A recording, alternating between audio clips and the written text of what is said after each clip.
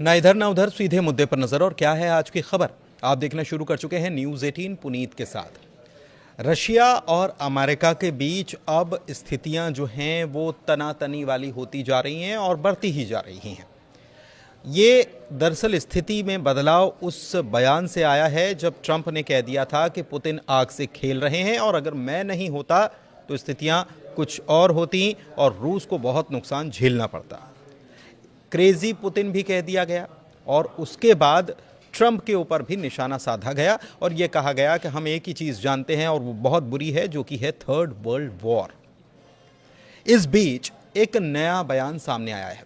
Sergei Lavrov रूस के विदेश मंत्री हैं, उनकी तरफ से बयान सामने आया है जिसमें वो ये भारत को आगाह भी कर रहे हैं कि अमेरिका के खेल में मत फंसिए, और साथ ही साथ वो कह रहे हैं कि भारत, चीन और रूस अब तीनों को साथ में आकर खड़ा होना चाहिए। तो एक नई चीज़ या नए तरीक़े से पूरी दुनिया में नया खेमा बनाने की कोशिश हो रही है, और क्या भारत इस खेमे में शामिल होने वाला है, इसी मुद्दे पर खबर आई है और इसी मुद्दे पर आज हम चर्चा करने वाले हैं। मेरे वरिष्ठ सहयोगी अंकुर त्यागी जी मौजूद हैं, सीधे उनके पास चलते हैं और भारत की पोजीशनिंग की बात करते हैं कि भारत क्या ऐसा कर सकता है, क्योंकि रूस, चीन और भारत तीनों साथ में आकर खड़े हो जाएं और ये ब्रिक्स को लेकर भी जो नींव पड़ी थी, वो कुल मिलाकर रूस की मंशा यही है कि पश्चिम बनाम पूरब कर लिया जाए। नहीं, ये आइडिया तो काफ़ी पुराना है और उस पर काफ़ी काम भी हुआ एक बार, लेकिन साल 2020 में यानी कि 2020 में जो गलवान हुआ, गलवान के बाद ये पूरा मामला ट्रैक से उतर गया। लेकिन उससे पहले ये ट्रैक पे था और इसमें काफ़ी अच्छी अच्छी बातें हुई और उसमें ये भी हुआ कि भाई अगर रूस, चीन और इंडिया मिल के काम करते हैं तो ये काफ़ी हद तक अमेरिका का और यूरोप का काफ़ी दबदबा पूरी दुनिया में कम हो जाएगा, और जो हो भी सकता था। लेकिन इसमें अभी भी बहुत सारी बुनियादी प्रॉब्लम्स हैं, फंडामेंटल इश्यूज़ हैं। सबसे पहला फंडामेंटल इशू ये है कि जो चीन का इंडिया के साथ डिस्प्यूट है और जो चीन की अपनी सीमा बढ़ाने की एक सनक है, वो कहीं ना कहीं सामने आती है, क्योंकि इंडिया और चीन के बीच में कहीं ना कहीं जो, चाहे वो गलवान का मुद्दा हो या और अरुणाचल का भी मुद्दा चीन उठाता है, तो ये कुछ ऐसे इश्यूज हैं जिनको, जो पूरे इस मामले को वापस बैक ट्रैक पे कर देते हैं। अब रशिया क्यों चाहता है? रशिया जो अपना ऑयल है सबसे ज़्यादा वो चीन को देता है, इंडिया को भी देता है, वो काफ़ी डिस्काउंटेड रेट पे देता है। तो भविष्य में भी अगर इंडिया, रशिया और चाइना के बीच में कोई साझेदारी होती या वो बढ़ती, तो उसमें रशिया का जो सस्ता ऑयल है वो दोनों कंट्रीज़ को मिलता, और जैसा कि आपको मालूम है कि दोनों डेवलपिंग कंट्री है और जो एनर्जी की रिक्वायरमेंट है वो काफ़ी बड़ी है। दोनों इमर्जिंग इकोनॉमी है, जीडीपी भी दुनिया में दोनों कंट्रीज़ का सबसे ज़्यादा है, चाहे वो चीन हो चाहे वो इंडिया हो। अब इसी को बैलेंस आउट करने के लिए अमेरिका ने क्वाड में इंडिया को शामिल किया है। और क्वाड भी एक एंटी चाइना ग्रुप है और ये एंटी यूएसए ग्रुप है। अब इंडिया के सामने हमेशा ये प्रॉब्लम रहती है कि हम क्या करें। तो कहीं ना कहीं फिर एक स्ट्रेटजी का जो इंडिया अपनाता है को बैलेंसिंग करता है। एक तरफ क्वाड है तो वो क्वाड में भी जाता है, ब्रिक्स में भी जाता है, और दूसरा ब्रिक्स में भी जाता है। डोनाल्ड ट्रंप की अगर बात करें, जो अमेरिका के प्रेसिडेंट हैं, वो ब्रिक्स को बिल्कुल पसंद नहीं करते। उन्होंने जैसे ही वो दोबारा सत्ता में आए तो उन्होंने कहा कि ब्रिक इज डेड, है ना, कि ब्रिक खत्म हो गया है। वो डी डॉलराइजेशन की चिंता उनको सता रही थी, सब वो भी है। लेकिन ऐसा भी नहीं है। देखिए, इसमें ये बेसिकली एक ऐसा संगठन है, ब्रिक हो या क्वाड हो, विरोधाभासों से भरे हुए हैं, खासतौर पर इंडिया को लेके। इंडिया ट्रेड बहुत करता है चाइना के साथ, लेकिन ट्रस्ट नहीं है, म्यूचुअल ट्रस्ट नहीं है। रशिया के साथ सबसे ज़्यादा हथियार खरीदे जाते हैं, लेकिन लेकिन जब टेक कंपनियों के निवेश की बात आती है तो फिर वो अमेरिका पे हमारी डिपेंडेंसी आ जाती है, और फिर अमेरिका में हमारे सॉफ्टवेयर जो एक्सपोर्ट है वो सबसे ज़्यादा है, तो वो फिर सामने आता है। तो ये बेसिकली बैलेंसिंग एक्ट है, कभी ऊपर जाएगा, कभी क्वाड ऊपर जाएगा, कभी ब्रिक ऊपर जाएगा, कभी हम रशिया के करीब जाएंगे, कभी दूर जाएंगे। तो मुझे लगता है कि ये चलता रहेगा। लेकिन सबसे महत्वपूर्ण चीज़ जिसके ऊपर मैं पॉइंट आउट करना चाहूँगा पुनीत, वो ये है कि जनवरी 20 यानी कि 20 जनवरी जब डोनाल्ड ट्रंप ने अमेरिका के एज ए प्रेसिडेंट ओथ ली, उसके बाद अमेरिका से इंडिया को वो सपोर्ट नहीं मिला है किसी भी मोर्चे पर जो एक एक्सपेक्टेड था। डोनाल्ड ट्रंप बहुत अच्छी अच्छी बातें कहते हैं, वो कहते हैं कि prime minister Narendra Modi is my friend, but जब वो काम करने की बात आती है तो उस तरीके से इंडिया को एज ए China+1 देखना कि चाइना को काउंटर इंडिया करेगा, उस तरह की रियायत इंडिया को नहीं मिली है। एक चीज़ है कि रियायत इंडिया को नहीं मिली है। भारत का हम ये कहते हैं कि पूरी दुनिया में भारत का दबदबा बढ़ा है पहले के मुकाबले, लेकिन क्या इस पोजीशन में है China+1 जब कहा जाता है, या Russia plus China plus India, तो वो उसमें उसकी भारत की अगर पंक्ति की बात करें तो वो तीसरी पंक्ति में आ रहा है ना। नहीं, वो तो ठीक है, आप उसे जीडीपी पे देखें तो ठीक है, लेकिन इंडिया को अभी किस चीज़ की ज़रूरत है मैं आपको बताना चाहूँगा। China+1 का मेरा मतलब यहाँ पे ये है कि जो मैन्युफैक्चरिंग इंसेंटिव हैं जो अमेरिका से हमें मिलने चाहिए थे, वो उतनी रफ्तार नहीं है।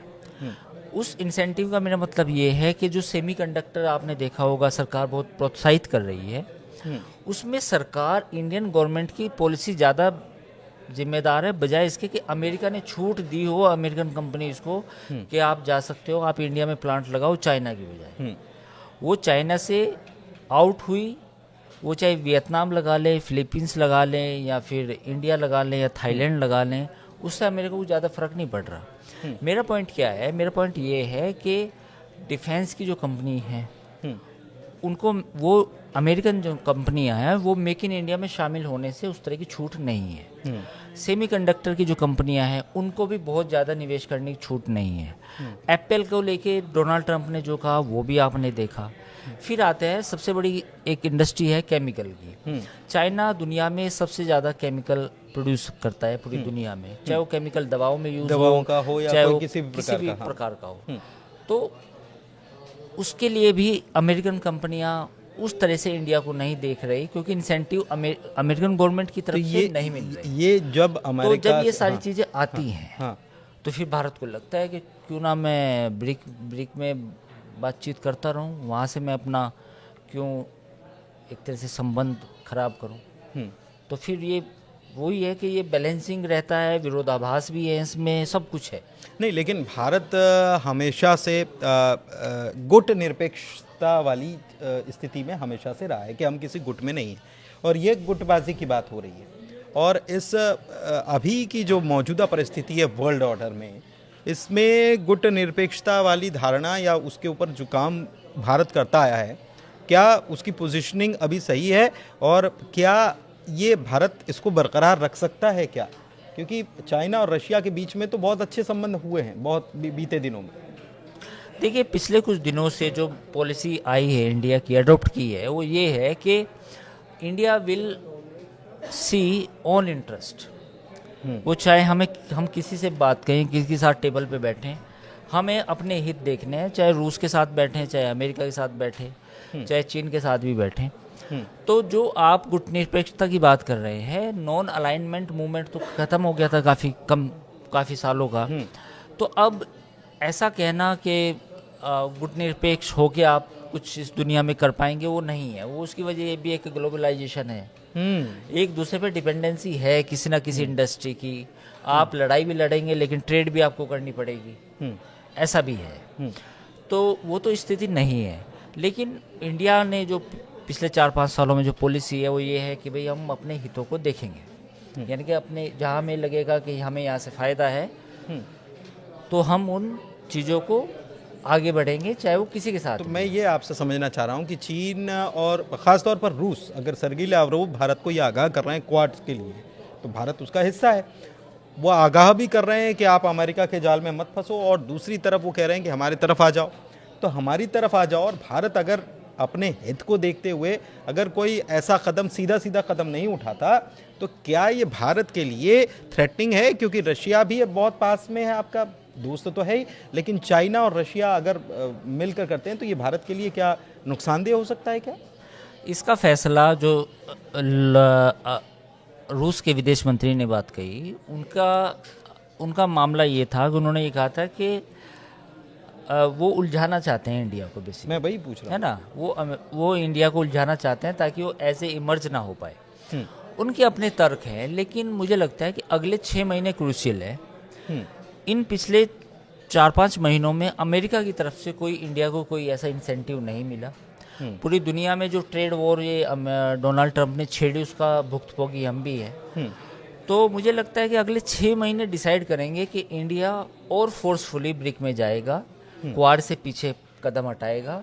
क्योंकि अगर अगले 6 महीने ट्रंप की नीतियां ऐसी रही, अमेरिका फर्स्ट और मैं अपना ही देखूंगा, मुझे दूसरे से कोई मतलब नहीं है, तो फिर हो सकता है कि हम भी देखें कि भाई हमें क्वाड से ज़्यादा बेहतर ऑप्शन तो ब्रिक है, हम उसमें काम करेंगे। तो मुझे लगता है कि अगले 6 महीने काफ़ी महत्वपूर्ण है, क्योंकि क्वाड को जो बाइडन की जब सरकार थी उन्होंने इसे ज़्यादा प्रमोट किया था, उन्होंने ज़्यादा उसे बढ़ाया, अभी उसकी मीटिंग्स भी ज़्यादा हुई और फिर सारी चीज़ें थी उसमें। लेकिन डोनाल्ड ट्रंप का जो चाइना को काउंटर करने का एक स्ट्रेटजी है वो भी कि दिखाई नहीं दे रही। केवल ट्रेड वॉर की दिखाई दी कि ट्रेड वॉर हम करेंगे, लेकिन वो भी केवल अमेरिका तक सीमित है। चाइना का एक विकल्प तैयार करना वो इंडिया हो सकता है, उसके बारे में उनका कोई प्लान अभी नज़र नहीं आया। तो जो मैं बात कह रहा हूँ कि अगले 6 महीने, नेक्स्ट 6 मंथ जो है वो काफ़ी इंपॉर्टेंट है, उसमें देखना होगा कि वो कैसे हम रिएक्ट करते हैं। एक चीज़ और है कि नए वर्ल्ड ऑर्डर की बात पहले भी हम वीडियो में करते रहे हैं और विस्तार से इस पर एक चर्चा ज़रूर करेंगे, लेकिन फ़िलहाल में जो रशिया की तरफ से ये चीज़ें आई हैं और आपने पहले बताया भी, इस बात का जिक्र भी किया है कि नए वर्ल्ड ऑर्डर की अगर बात होगी तो ज़्यादा ताकतवर चीन है रशिया के मुकाबले। तो एक नए वर्ल्ड ऑर्डर को तैयार करने की रशिया की ये कोशिश तो नहीं है? शॉर्ट में थोड़ा नहीं, रशिया यूक्रेन युद्ध के बाद अपने आप को ऐसा रिप्रेजेंट कर रहा है पूरी दुनिया के सामने कि मैं कमज़ोर नहीं हूँ, और जो दिखा भी है। भाई अगर यूक्रेन के साथ सीज फायर होती है और उसमें ज़्यादा शर्तें जो हैं रूस की मान ली जाती है, तो ये एक तरह से रूस की जीत होगी, इसमें रशिया की जीत होगी, कोई दो राय नहीं है। अमेरिकन्स या यूरोपियंस कुछ भी कहें, वेस्ट में बैठे डिप्लोमेट्स, थिंक टैंक कुछ भी कहें, लेकिन मेरा मानना है कि अगर सीज फायर होता है और उसमें जो रूस की डिमांड्स हैं वो मान ली जाती हैं, 50% भी मान ली जाती है, तो रशिया को एक सिंबॉलिकली रशिया को एक माना जाएगा कि वो एक पावर है। अब हम दूसरी पावर की बात करते हैं, इकोनॉमिकल पावर, जो चाइना है। चाइना, अमेरिका की जो छटपटाहट है प्रोडक्शन मैन्युफैक्चरिंग को वापस रिवाइव करने की अमेरिका में, उसमें अभी 5 से 10 साल और लगेंगे अगर वो लगातार ये कदम उठाते हैं, तो वरना ऐसी इतना आसान भी नहीं है। देखिए, जो भी लो कॉस्ट मटेरियल है, टेक्सटाइल हुआ, उसमें अमेरिका वहाँ फैक्ट्री लगाने में, फिर उस तरह की वर्कफोर्स तैयार करने में काफ़ी समय लगेगा। अमेरिका ज़्यादा क्या कर सकता है कि जो बड़ी बड़ी मतलब वैसी बड़ी टेक्नोलॉजी होती है उनकी फैक्ट्री लग सकती है। तो मुझे लगता है कि अभी समय अमेरिका को खुद लगेगा चाइना का विकल्प ढूंढने में। चाइना ने पिछले 10 सालों में या पिछले यूँ कहें कि 30 सालों में अपने आप को मैसिव, मतलब जो प्रोडक्शन है वहाँ पे, जो मैन्युफैक्चरिंग होती है, हर चीज़ की मैन्युफैक्चरिंग जो होती है वो मैसिव हुई है, और सबसे बड़ा मार्केट अमेरिका की बजाय बदली है दुनिया में, मतलब अमेरिका की बजाय अफ्रीका है। चीन ने जिस तरह से अफ्रीका में अपने पैर पसारे हैं और अफ्रीकन कंट्रीज़ में जिस तरह वो एक्सपोर्ट करता है, वो कैपेसिटी अमेरिका के पास भी नहीं। तो ये मानना कि भाई चाइना को जल्दी वो कंटेन कर देगा अमेरिका, ऐसा पॉसिबल नहीं है।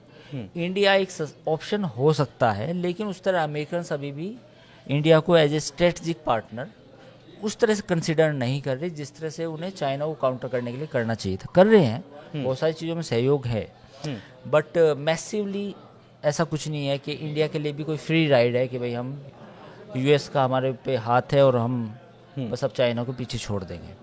ठीक है, तो कुल मिलाकर देखिए, चाइना की कोशिश, माफ़ कीजिएगा, रशिया की कोशिश जो है उसको आप समझ रहे होंगे, और वो चाहता है कि एक नई तरीके से इबारत लिखी जाए पूरी दुनिया में। और रशिया अपने आप में मजबूत मुल्क है आर्थिक रूप से, अगर चाइना को भी देखा जाए तो हम बताया ही, हमने चर्चा में पता भी चला कि चाइना की ताकत कितनी है और अमेरिका की स्थिति अभी क्या है, और ऐसे में भारत क्या करेगा। रशिया ने पासा तो फेंका है, लेकिन अगले 6 महीने बड़े क्रूशियल हैं ग्लोबल वर्ल्ड ऑर्डर में, और उसमें बड़ी उथल पुथल, क्वाड वर्सेस ब्रिक्स जो करने की कोशिश रशिया कर रहा है, क्या वो होगा या भारत का मूव क्या होगा, इस पर नज़र बनी हुई है। फिलहाल चर्चा में इतना ही। कैसी लगी चर्चा ज़रूर बताइएगा और हमारे चैनल को लाइक कीजिए, सब्सक्राइब कीजिए। धन्यवाद।